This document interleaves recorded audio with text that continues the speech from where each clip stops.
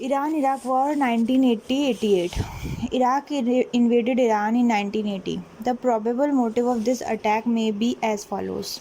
First, apprehension of Saddam Hussein from Iran, a Shiite state which just had a new president, Ayatollah Khomeini, radically and fanatically a religious person connected to Islam through Iraq, had a Sunni majority. Shia also formed a large number, as in Iraq population. Saddam feared spread of radical Islam in Iraq also, and under the radical influence of Khamenei, the Iraqi Shia could try to topple his government. Apart from this, the two states had mutual conflict on an area called Khuzestan, located on the Iranian border.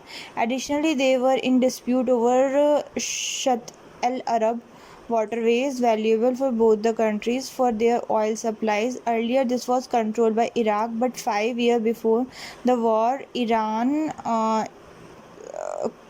control of this waterway. The war started in 1980.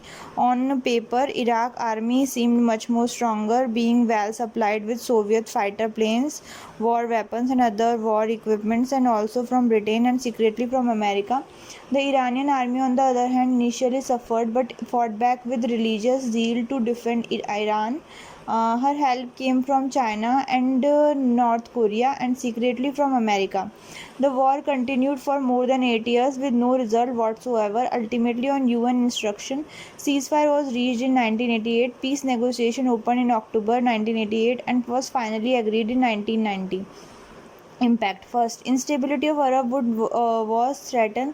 Some conservative Arab states like Saudi Arabia, Jordan, and Kuwait supported Iraq, but others like Syria, Libya, Algeria, Yemen, Republic, and PLO were critical of Iraq for starting a war at a time when Arab unity was more required to destroy Israel.